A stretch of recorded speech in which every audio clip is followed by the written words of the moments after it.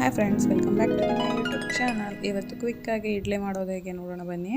So ಕ್ವಿಕ್ಕಾಗಿ ಅಂದ್ರೂ ನಾವು ಇಡ್ಲಿ ಹಿಟ್ಟಿಗೆ ನೈಟೇ ಎಲ್ಲ ರೆಡಿ ಮಾಡಿ ಇಟ್ಕೋಬೇಕಾಗತ್ತೆ. ಉದ್ದಿನ ಬೇಳೆನ ರುಬ್ಬಿಟ್ಟು ರವೆನ ಅದಕ್ಕೆ ಸೇರಿಸಿ ಸ್ವಲ್ಪ ಸೋಡಾ ಹಾಗೆ ಉಪ್ಪು ಹಾಕಿ ಚೆನ್ನಾಗಿ ಮಿಕ್ಸ್ ಮಾಡಿ ಇಟ್ಟರೆ ಸೊ ನೋಡ್ಬೋದು ಅಷ್ಟು ಚೆನ್ನಾಗಿ ಇಡ್ಲಿ ಹಿಟ್ಟು ಉಬ್ಬಿ ಬಂದಿರುತ್ತೆ. ಸೊ ಇದನ್ನು ಇವಾಗ ಇಡ್ಲಿ ಪ್ಲೇಟ್ಸ್ನೆಲ್ಲ ವಾಶ್ ಮಾಡಿ ಸ್ವಲ್ಪನೇ ಅದಕ್ಕೆ ಆಯಿಲ್ ಹಾಕಿಬಿಟ್ಟು ನೆಕ್ಸ್ಟ್ ನಾವು ಇಡ್ಲಿ ಹಿಟ್ಟನ್ನು ಹಾಕ್ಕೋಬೇಕಾಗತ್ತೆ. ಹೀಗೆ ಮಾಡೋದ್ರಿಂದ ಇಡ್ಲಿ ಅದಕ್ಕೆ ಹಿಡಿಯಲ್ಲ, ನೀಟಾಗಿ ಬರುತ್ತೆ, ಶೇಪ್ ಹಾಳಾಗಲ್ಲ, ಸೊ ಬೇಗನೆ ಬಂದುಬಿಡುತ್ತೆ. ಹಾಗೆ ನಾನು ನಿಮ್ಗೆ ಒಂದು ಟಿಪ್ ಕೂಡ ಹೇಳ್ತೀನಿ, ಇಡ್ಲಿ ಬ್ರೇಕ್ ಆಗದೆ ಇರೋ ಹಾಗೆ ಹೇಗೆ ನಿಧಾನಕ್ಕೆ ಇಟ್ಕೊಳ್ಳೋದು ಅಂತ. ಕೆಲವ್ರಿಗೆ ಅದು ಕಷ್ಟ ಆಗುತ್ತೆ, ಸ್ವಲ್ಪ ಹೆಚ್ಚು ಕಮ್ಮಿ ಆದ್ರೂ ಇಡ್ಲಿ ನೀಟಾಗಿ ಬರಲ್ಲ.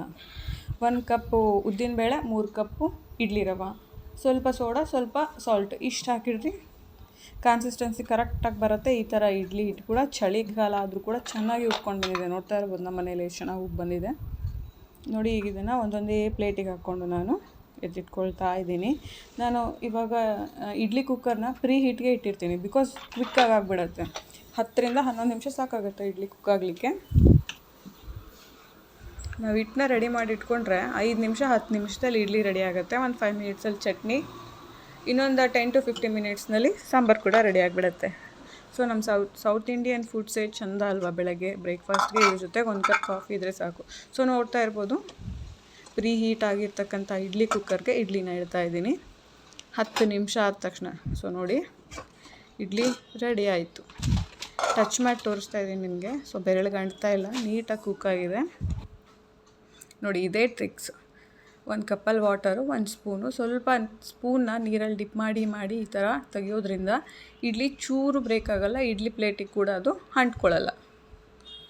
ನೀವು ಟ್ರೈ ಮಾಡಿ, ಯೂಸ್ ಆಗುತ್ತೆ. ಸೊ ಹೀಗೆ ಎಲ್ಲ ಇಡ್ಲಿಗಳನ್ನು ನಾನು ಇಡ್ಲಿ ಕುಕ್ಕರ್ಗೆ ತೆಗ್ದು ಹಾಕ್ಕೊಂಡೆ, ಒಂದೊಂದೇ ನೋಡ್ತಾ ಇರ್ಬೋದು. ನಾನು ಇದಕ್ಕೆ ಅವಲಕ್ಕಿ ಹಾಕಿಲ್ಲ, ಸಬ್ಬಕ್ಕಿ ಹಾಕಿಲ್ಲ, ಆದರೂ ಕೂಡ ಎಷ್ಟು ವೈಟ್ಗೆ ಇಡ್ಲಿ ಬಂದಿದೆ. ಕೆಲವರೆಲ್ಲ ಹಾಕ್ತಾರಲ್ವ, ಸೊ ನಾನೇನು ಹಾಕಿಲ್ಲ. ಉದ್ದಿನಬೇಳೆ ಮತ್ತು ಇಡ್ಲಿ ರವೆ. ಈಗ ಚಟ್ನಿ ಮಾಡ್ಕೊತಾ ಇದ್ದೀನಿ ಫಾಸ್ಟಾಗಿ.